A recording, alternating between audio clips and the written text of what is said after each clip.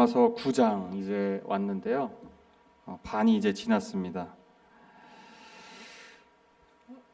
로마서 9장은 굉장히 중요합니다. 중요하지만 또 우리가 다루기 좀 힘든 주제이기도 합니다. 의견이 분분하기도 하고요. 기독교 내에서도요. 바로 예정론이죠. 예정론 다 들어보셨을 거예요. predestination에서 예정론이라는 건데요. 이 사실 9장은 굉장히 말할 게 많습니다. 굉장히 기술적인 부분도 신학적으로 기술적인 부분도 다뤄줘야 되고 간단하게 설명하면은 더 의문이 쌓이는 그렇게 될 수가 있습니다. 근데 제가 오늘은 새벽 기도에 너무 정말 장황하게 모든 것을 다 설명하기보다는 정말 그 중요한 것이 무엇인지 결국은 예정론에 관해서 우리가 그리고 그것을 왜 알아야 하는지에 대해서 오늘 최대한 간단하게 보려고 합니다. 정말 할 얘기가 너무너무 많지만 관련된 신학적 그런 주제와 다뤄줘야 되는 문제들이 많습니다. 실제로 그리고 지금도 계속해서 디베이트이 되고 있는 그런 부분입니다. 하지만 그렇다고 해서 확실하지 않은 것은 전혀 아닙니다. 기존에 세워진 어떤 확실한 성경적인 그 교리에 자꾸 챌린지가 들어오는 거죠. 우선은 저희는 개혁주의 신앙을 갖고 있는 사람으로서 장로교로서 저희는 그동안 아주 전통적으로 갖고 있는 확고한 견해가 있습니다. 그리고 저는 제 개인적으로도 그 견해가 성경적이고 가장 성경적이고 올바른 견해라고 저는 생각하고 있습니다. 하지만 왜 이렇게 사람들이 여기다 챌린지를 할까요? 예정이라는 것에 우리는 모든 것을 하나님이 예정하셨다라는 데에 우리는 문제가 없는 사람들이라고 생각을 하죠. 근데 사실 그쪽에 이 예정론에 대해서 다르게 얘기하는 사람들 또 일리가 있어요. 그렇기 때문에 사실 그동안 수십 년간 우리 한국 교회 안에서도 그리고 미국 교회에서도 조금씩 심지어는 장로교회에서도 일부의 장로교회에서는 이것이 확실히 정립되어 있지 않는, 그렇기 때문에 문제는 우리의 신앙에 지대한 영향을 미친다는 거예요. 이것이 첫 번째 2개 정도의 예정론에 하나님은 모든 것을 예비하시고 누가 구원을 받을 것인지 누가 구원을 안 받을 것인지를 결정하셨다라는 것에 대한 문제, 지금도 속으로 아마 궁금하신 점이 있을 거예요. 그리고 그 이유는 첫 번째는 2가지 정도 이유가 있습니다. 첫 번째는 사람의 자유가 그럼 없는 것이냐, 자유의지가 없는 것이냐. 하나님이 미리 정해놓으셨으면은 자유의지는 무의미한 거 아니냐라는 것이고요. 2번째가 조금 더 중요합니다. 2번째는 하나님이 도대체 어떠신 분이길래 하나님의 성품, 정의롭고 공평하심에 대한 의문을 제기할 수밖에 없다는 것이죠. 그 예정하셨다라는 것이죠. 이게 더 중요합니다. 그래, 이 하나님의 공의하지 않으신 거 아니냐? 예정하신 하나님과 공의롭고 정의로우신 공평하신 하나님과 대치되는 것처럼 보이기 때문에 마치 하나님을 자의적이고 변덕스럽고 그리고 제멋대로인 분처럼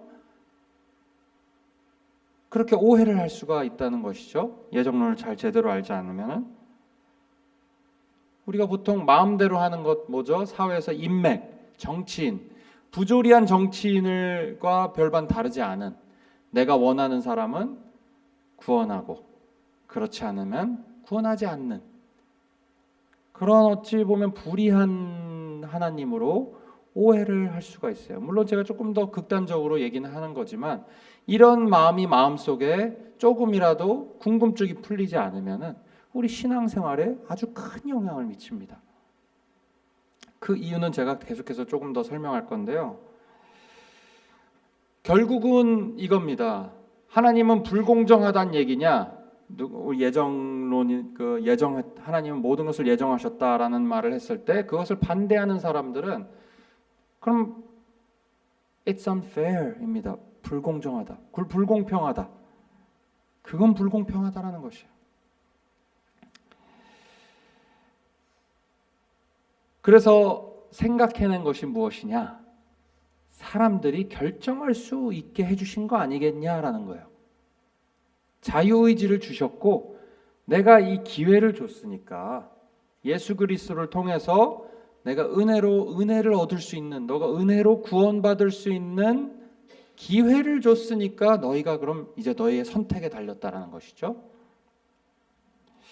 이건 아주 모든 두마리의 토끼를 잡을 수 있는 것처럼 보여요.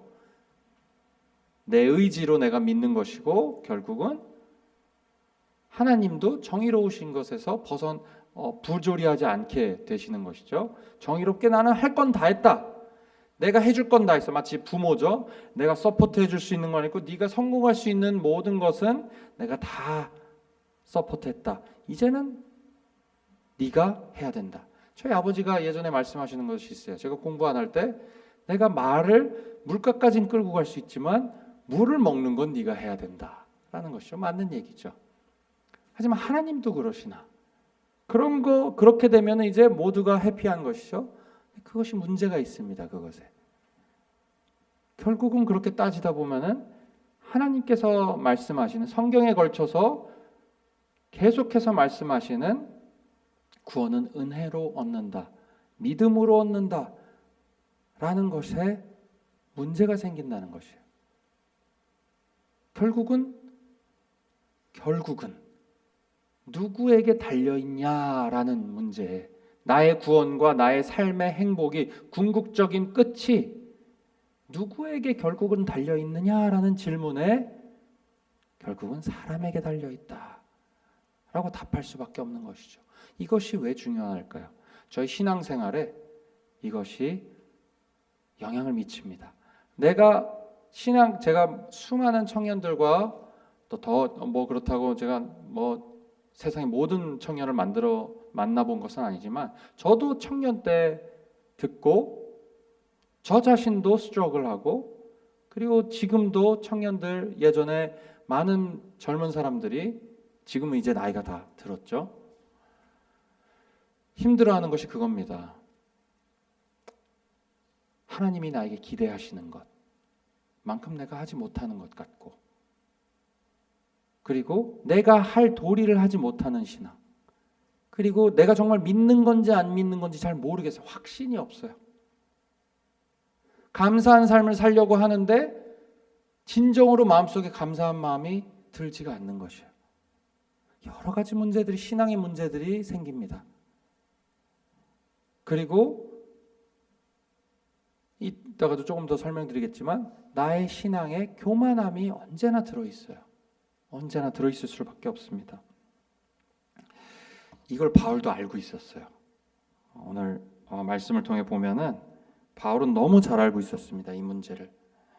바울이 전혀 모르고 이런 얘기를 하는 것이 아닙니다. 오늘 9장에서. 제가 잠깐 읽어드리겠습니다. 그런즉 하나님께서 15절부터 제가 읽어보겠습니다. 모세에게 이르시되 내가 긍휼히 여길 자를 긍휼히 여기고 불쌍히 여길 자를 불쌍히 여기리라. 어서 많이 들어보시지 않으셨습니까? 바로에게도 그랬죠. 내가 바로의 마음을 강팍하게 했느니라 라고 돼 있어요. 성경에서 말하는 것은 내가 너에게 자유를 줄 테니 네가 한번 해봐라라는 말은 어디에도 있지 않습니다. 우리가 이거 지금 그래서 오늘 만약 그런 생각을 조금이라도 하셨다면은 완전히 바꾸셔야 돼요. 제가 오늘 지금 말씀드리는 말씀이 너무너무 중요합니다. 우리 신앙생활에. 그리고 지금 여기저기서 신앙 들리는 말씀을 오늘은 다 모른다 생각하시고 이것을 들으셔야 됩니다. 오늘 세상에서 어떻게 하죠? 예수님을 영접한다라는 말 같은 얘기인데 의미가 다르겠어요.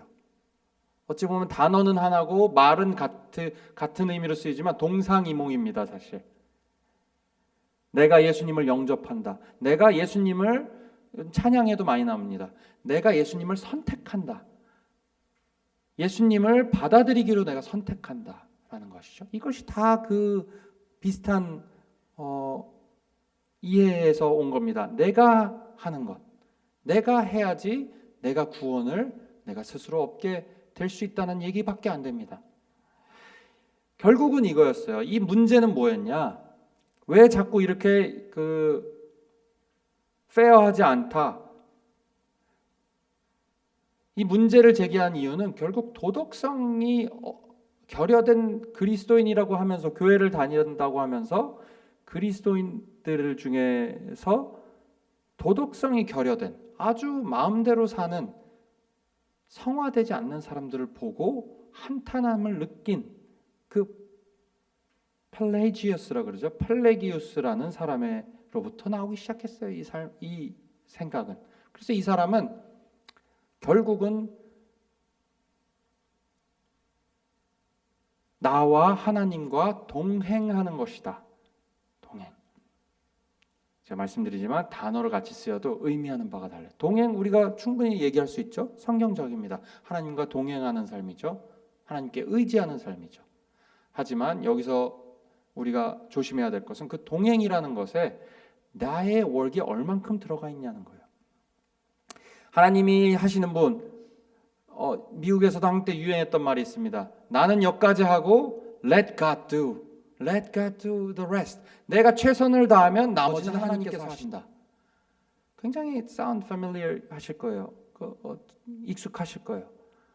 근데 어떻게 그것을 내가 이해하느냐는 굉장히 큰 차이를 만듭니다. 마치 내가 할 부분은 요 부분이고 하나님이 나에게 해주셨으니까 요 부분이고 나머지는 하나님께 맡긴다. 많이 기독교 안에서도 교회 안에서 사용되는 것이죠. 하지만 그 이해가 만약 내가 할 일이 마치 내가 하는 것이 내가 이만큼 했기 때문에 내가 이만큼 얻어야 된다는 그런 트랜잭셔널 소비자와 공급자 관계를 염두에 두고 하는 것이라면 아주 큰 문제가 있는 것이죠, 신앙에. 이 팔레기우스는 그래서 하나님이 은혜를 주시지만 은혜가 꼭 필요한 건 아닙니다. 왜냐하면 결국은 내가 이뤄내야 되는 부분이 있는 것이 내가 선하게 살아야 되고 내가 도덕적으로 살도록 노력해야 되는 것이고 그러면 하나님이 나를 도와주신다는 것이에요. 이거는 이단으로 이미 판명이 났습니다. 500년대에 이단으로 판명이 났죠. 하지만 식지 않았어요. 완전히 다른 어떤 이단들처럼 아예 기억도 안 될 만큼 없어지지 않았습니다. 여전히 있습니다. 여전히 있어요. 아르미니언이라 그래서 나중에도 또 나왔죠. 비슷한 아마 반대할 겁니다. 아르미니아는 자기가 팔레기우스를 따른다는 것은 조금 다르긴 하지만 결국은 우리 지금 삶 속에서 있습니다. 어떤 것이 문제죠? 결국 궁극적으로는 행동에 굉장히 포커스를 맞춰요. 도덕적으로 살아야 된다. 그래야지 하나님이 너에게 복을 주신다. 라는 메시지예요. 하나님의 주권이 아니라 인간의 주도, 둘 간의 싸움입니다. 지금 인간이 주도적으로 나의 신앙을 이끌어 나가는 것으로 그것이 마치 신앙의 본질인 것처럼 얘기를 하죠. 어떤 분들은 이게 지금 충격으로 다가오실 수도 있어요. 지금 무슨 얘기를 하나 이러실 수도 있어요. 하지만 제가 조금 더 설명을 드리겠습니다. 구원의 확신이 다릅니다, 여러분. 캐톨릭도 카톨릭이랑 뭐가 다르냐 저에게 물어보시는 분들이 많습니다. 딱 한 가지를 꽂자면 구원의 확신이에요. 결국은 확신을 가지고 사느냐입니다. 그리고 나의 신실함에 자꾸 의지하는 것이 아니라 하나님의 신실하심에 의지하는 것이에요. 그러니까 이 아르미니안과 펠레기우스의 공통점은 나의 신실함이 굉장히 중요합니다. 내가 신실하기 때문에 저 사람이랑 달라. 레벨이 나뉘는 것이죠. 신앙 안에도. 내가 이만큼 신앙생활을 했고 내가 아는 것이 이만큼 많아. 내가 더 신실하기 때문에 나는 이렇게 할 권리가 있어. 아주 심각한 증상입니다, 여러분. 전혀 바울이 신약에 걸쳐서 얘기하는 진정한 그리스도인의 모습은 전혀 다른 모습이에요. 그런 모습이 아닙니다. 우리가 지금 신앙을 좋다고 신실하게 생각했던 사람들 안으로는 다 썩어가고 있는 것을 모르는 겁니다, 사실. 또 한 가지 뭘까요? 교회에서 열심히 섬겨야지 그 사람이 신앙을 인정받는다는 것이요. 헌금도 많이 내고 여기저기 섬기고 다 좋은 일이에요, 여러분. 제가 그것을 반대하는 거 아닙니다. 다 좋은 일이고 필요한 일이죠. 하지만 우리 마음속에 누구를 볼 때 저 사람은 많이 섬기지 않아, 교회에 많이 나오지 않아, 주중에, 그런 시선 자체가 신앙과 별로 큰 관련이 없다라는 거예요, 사실은. 우리가 생각하는 것보다.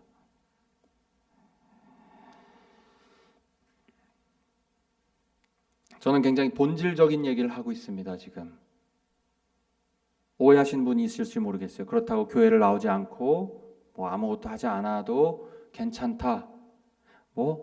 더 정말로 극단적으로 더 얘기하면, 본질적으로 얘기하면 괜찮습니다.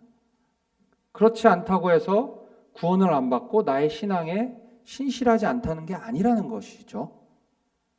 맞습니다.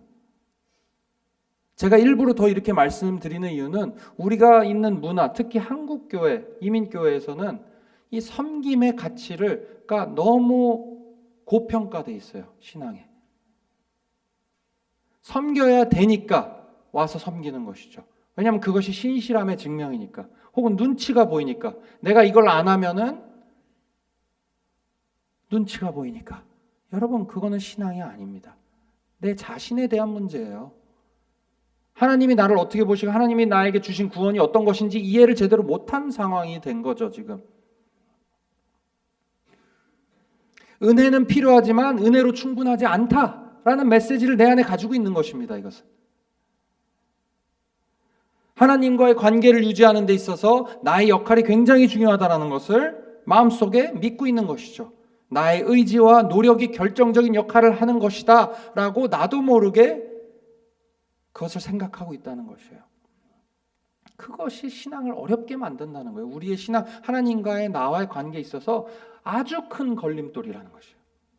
그래서 오늘 9장에서 바울이 얘기하는 것은, 바울도 지금 엄청나게 많은 반대와 비난을 들을 걸 알면서도 얘기하는 것입니다, 지금. 굉장히 급진적인 걸 알고 있기 때문에 그래요. 이 유대교, 그리고 유대교뿐만 아니라 모든 로마에도 다른 패건 종교들도 다 비슷한 점이에요. 내가 해야 되는 것이, 어떤 종교도 내가 어디에 도달해야 되는 것이기 때문에 모두에게 적용되는 것이에요. 이건. 내가 선택하는 것이 아니죠. 오늘 말씀을 보면은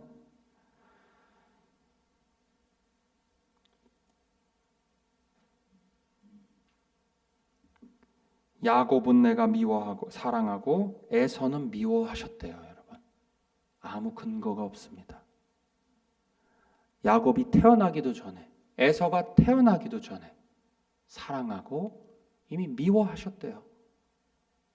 이것이 안 믿어지는 거예요. 그러니까 왜냐하면 내가 기존에 가지고 있던 그 세상관과 세상이 돌아가는 것이, 모든 관계가 이렇게 돌아가지 않기 때문이에요. 그리고 그게 부조리하다고 느껴지는 거죠. 절대로 부조리한 것이 아닙니다, 여러분. 이것은 짧게 설명드리면은, 모두가 당연히 받아야 할 것은 기본적으로 그냥 죽음이에요. 하나님이 몇 명을 선택하신 거예요. 이것이 받아들여지냐 안 받아들여지냐가 굉장히 중요합니다. 받아들여지십니까, 이것이? 이것이 안 받아들여진다면은 결국은 나의 주도냐 하나님의 주권이냐 마음의 싸움을 하고 계시는 것이에요. 결국 그런 하나님이 선하신 하나님이고 의로우신 하나님이라는 것을 이해가 안 되시는 것이고, 만약 이해가 안 되신다면은 받아들이지 못하시는 그 마음의 성질이 있는 거예요. 지금 그 싸움이에요. 지금 결국은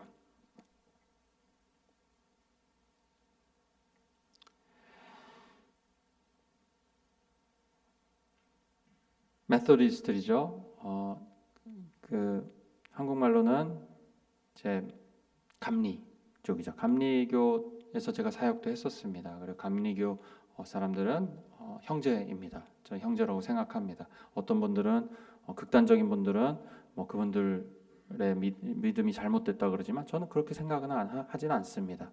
감리교 교리도 제가 조금 공부를 했었고, 따로 전문적으로는 아니지만 대화를 하면서 공부를 했습니다. 감리교에서 는 비슷해요. 제가 말씀드린 것. 선행적 은혜라고 합니다. 미리 하나님이 은혜를 주신다. 거기까지는 똑같아요. 저희랑. 하나님이 주권적으로 은혜를 주셔야지 사람의 마음이 돌아온다라는 것이죠. 근데 그 다음엔 사람의 책임이 있다라는 것이에요. 그것이 달라요. 근데 사실 여러분 참 희한하게요.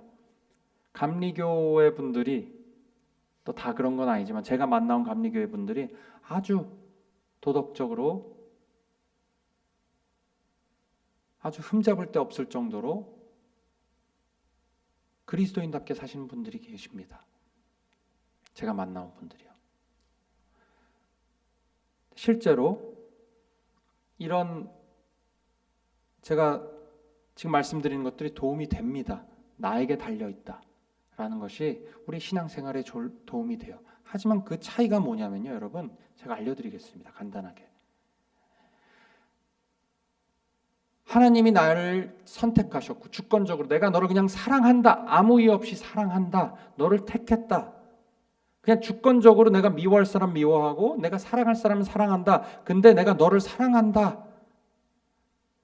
너의 모든 어떤 선행이 아니라 너의 그런 어떤 가능성을 본 것이 아니라 내가 주권적으로 그냥 너를 사랑하고 택하고 사랑하고 너를 구원해 내겠다라는 마음에 확신이 있은 후에 그 감사함도 뭐 force할 수는 없는 것이죠. 내가 그렇게 살아야겠다라고 결심하는 것과 내가 이제는 다르게 살아야겠다 결심하는 것과, 혹은 그렇지, 내가 받은 부르심이 하나님이 나를 그냥 사랑하신대, 그럼 내가 어떻게 살아야지 하면서 하는 그런 결단으로 하는 것과, 내가 도덕적으로 살려고 노력하는 것과, 내가 이렇게 해야지 내가 더 올바른 사람, 더 나은 기독교인이 될 수 있어, 내가 더 인정을 받을 거야 라는 거와는 다른 것이죠. 그 모티베이션이 다른 거예요. 그 동기가. 근데 이 동기가 굉장히 큰 차이를 만듭니다, 여러분.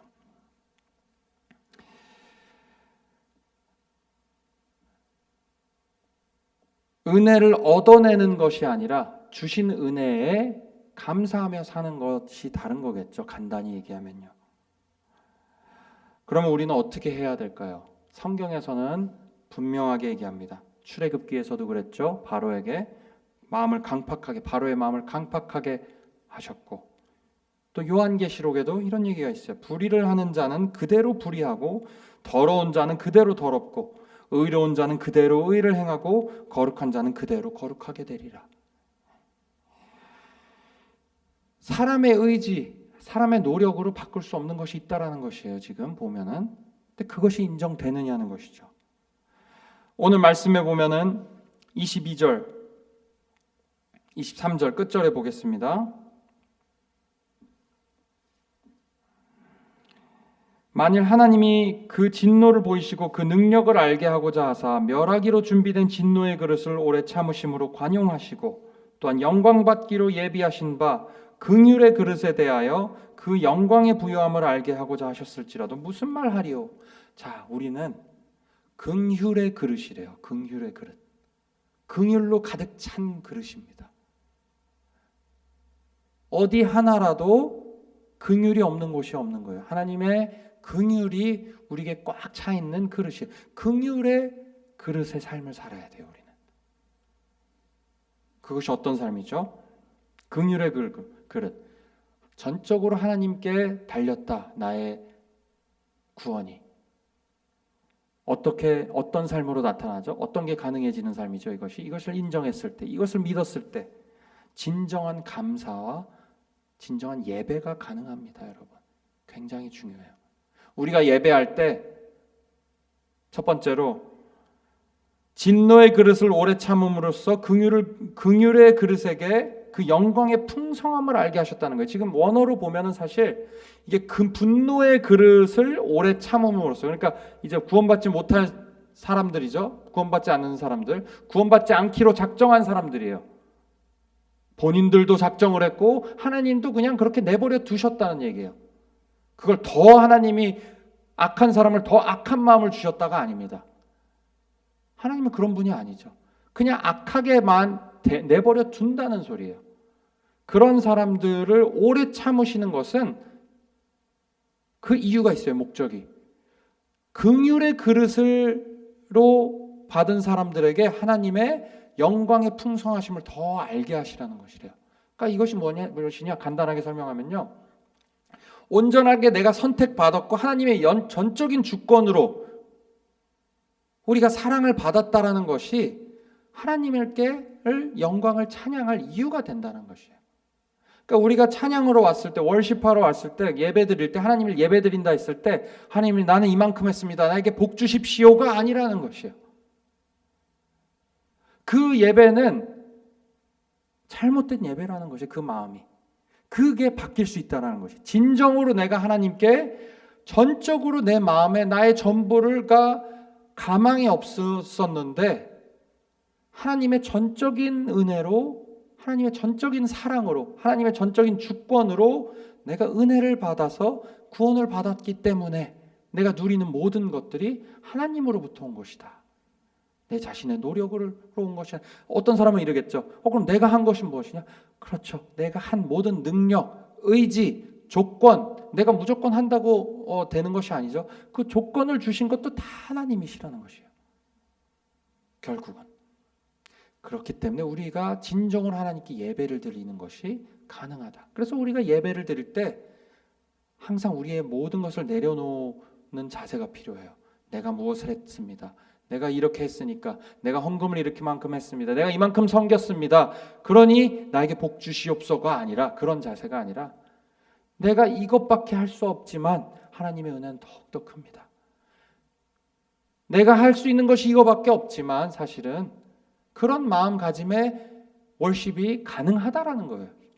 이 진짜 내가 마음에 그 마음을 믿고 있다면, 진심으로 내가 그렇게 할 수 있다는 것이죠. 누가 시키지 않아도. 두 번째로는 감사가, 진정한 감사가 가능해요. 진정한 감사, 이 겸손과도, 진정한 겸손과도 관련되어 있습니다. 제가 예전에 한번 청년 때 저 맨하탄에 있는 한 교회, 제가 다니던 교회 말고 한 교회를 간 적이 있어요. 다른 교회. 방문을 한 거죠. 그 주중 예배에 한번 갔었습니다. 거기서 아주 유명한 찬양 사역자가 있었어요. 요즘도 가끔 생각이 나요. 그분이. 지금도 활동하시는 분인데, 그분이, 제가 이름은 밝히지 않고 이름을 하면 다 아실 겁니다. 근데 그분이 찬양 집회를 한다길래 저도 갔습니다. 근데 그분이 찬양은 좋습니다. 만들으신 찬양도 많고. 그런데 그분이 하신 말씀이 다 자기 자랑이에요. 내가 이걸 한 거 아니야. 내가 이런 곡을 만든 걸 아니야. 다 내가 한 거다. 찬양 예배 시간에요. 그래서 어린 마음에 그때는 제가 신앙이 올바로 있었습니다. 저 사람 뭐 하는 사람이? 그 다음부터는 이제 제가 그 사람은 찬양을 들을 때마다 은혜가 안 돼요. 근데 지금 생각해 보면은, 그렇죠? 그때 이후에 제가 또 신학을 공부를 하면서 생각해 보면은 그 사람 마음 속에 이런 팔리기우스의 어떤 사상, 알미니안적인 사상이 있지 않았을까 하는 생각이 듭니다. 내가 이만큼 했다. 자꾸 자기의 어떤 업적을 강조하는 것이죠. 내가 이만큼 했고 이렇게 살아오면서 내가 이런 걸 해냈는데 아무도 알아주지 않으니 내가 말하지 않으면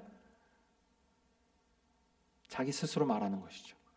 여러분, 이것이 우리가 모두가 쉐어하는 죄성입니다. 사실 그분뿐만 아니라요. 내가 해왔던 것 아무도 알아주지 않으니 내가 PR해야 돼. 내가 어필해야 돼요. 이런 거 다 할 필요가 없는 것이에요. 진정한 겸손, 진정한 감사. 하나님, 내가 이걸 할 수 있게 해주셔서 감사합니다가 아닙니다. 우리가 하는 감사. 나에게 이걸 주셔서 다른 사람은 없는데 내가 이걸 할 수 있게 해주셔서 감사합니다. 감사가 아니에요. 그거는 진짜 두고 봐야 합니다. 그것이 감사가 정말 될지 안 될지는 두고 봐야 돼요. 사실은. 근데 진정으로 감사하게 해주시는 거는 뭐죠? 우리가 전적인 하나의 은혜, 하나님의 은혜, 전적인 구원. 오늘 말하고 있는, 바울이 말하고 있는 내가 긍휼하게 할 자는 긍휼하게 하고 내가 긍휼히 여길 자를 긍휼히 여기고 내가 미워할 자를 미워한다 라는 것이 메시지를 정말 믿으신다면은 내가 가지고 있는 그런 모든 누리는 것들, 나의 신앙, 그것이 감사함으로 될 수 있는 것이죠. 그리고 진정한 겸손이 될 수 있어요. 알미니안이나 그런 내가 어느 정도 내가 하는 것이 조금이라도 영향이 있겠지 하는 마음을 가지면 진정한 감사가 나올 수가 없습니다, 여러분. 정말이에요. 진정한 감사가 나올 수가 없어요. 그렇기 때문에 조금씩 나의 의가 들어가기 때문에 내 삶에 기쁨이 없어지는 겁니다, 여러분. 진정한 기쁨이 없어져요. 그래서 오늘 얘기할 것은 또 굉장히 많지만 오늘의 메시지는 그렇습니다. 우리의 지금 신앙, 지금 하나님이 우리에게 말씀해 주시는 걸, 내가 너를 그냥 사랑하기로 작정했기 때문에 사랑한 것이다. 내가 사랑할 자를 사랑하고 내가 미워할 자를 미워한다 라는 하나님의 말씀, 마음속에 나의 주권이 아니라 하나님의 주권, 내가 주도하는 것이 아니라 결국은 얼만큼 내가 하나님이 준비해 놓으신 은혜를 얼만큼 내가 보물처럼 찾아가느냐의 삶입니다. 결국은 내가 레벨이 올라가는 삶이 아니고 내가 신앙이 깊어질수록 내 죄가 이런 의미가 있구나, 내 죄악이 점점 더 깊이 느껴지고 그만큼 하나님의 은혜가 더 깊고 크게 느껴지는 삶이에요. 결국은 우리가 신앙생활이 점점 자라나간다는 것은 내 업적이 쌓이는 것이 절대 아닙니다. 그래서 오늘 이 아침에 시작도 하나님께서 택하시고 끝도 하나님께서 마무리하실 우리의 신앙, 우리의 생활, 우리의 삶, 그분께 감사드리고, 이유는 모릅니다. 어디에도 나와 있지 않아요. 왜 그렇게 선택을 하시는지는, 그리고 왜 그렇게 사랑하시는, 다 미워하셔도 되잖아요. 그죠? 다 사랑하시지 않고 부분만 사랑하시고 택하셨다. 오해하실 수도 있습니다. 하나님은 사랑이다. 하나님은 그냥 사랑인 분이에요. 그렇다고 예수 그리스도 안에서 특별하게 사랑하시는 걸 모두에게 하신다고 하는 말은 저 어디에도 없습니다. 우린 특별한 사랑을 받고 있는 사람들이에요. 그걸 기억해야 됩니다. 그것이 우리에게 힘이 되는 것이죠. 우리의 업적이 아니라. 그래서 오늘 이 아침에 하나님의 깊은 사랑, 우리가 이해할 수 없는 형언할 수 없는 그 사랑을 마음속 깊이 또 한번 묵상하시고, 또 나의 노력이 아니라 하나님의 택하심과 하나님의 주권적인 사랑과 그 은혜로 우리가 살아갈 수 있음을, 또 그것에 의지하여서 사시는 진정한 예배와 감사를 드리시는 오늘 하루 되시기를 주의 이름으로 축원합니다. 제가 기도하겠습니다. 하나님, 오늘 너무 중요한 말씀을 오늘 우리가 들었습니다.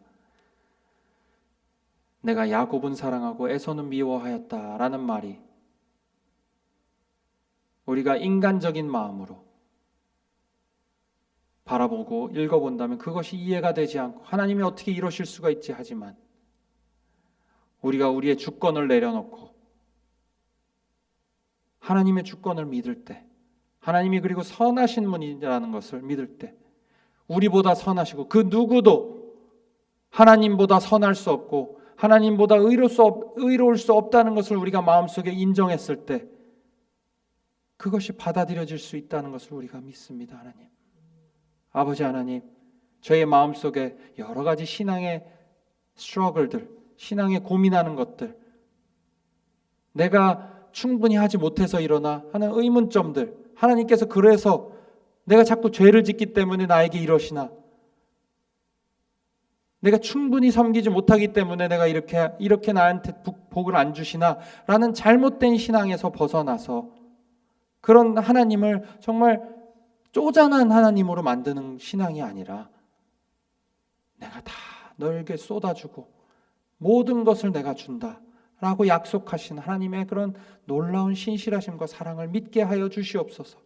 그 믿음으로 살아가게 하시고 내가 죽더라도 하나님이 다 책임지실 것이라는, 나를 영화롭게 하실 것이라는, 내 안에 일하시는 하나님이시라는 것을, 내 안에 내가 일하는 것이 아니라, 내 의지로 일하는 것이 아니라 내 안에 선한 일을 시작하시고 지금도 선한 일을 이루어 가시는 하나님이 계시기에 나의 삶에 기쁨이 있고 평안이 있고 또 내가 영원한 영광을 바라볼 수 있는 소망이 있다는 것을 마음속에 깊이 깨달아지게 하셔서 평안과 기쁨과 또한 감사와 예배가 넘쳐나는 하루가 되게 하여 주시옵소서.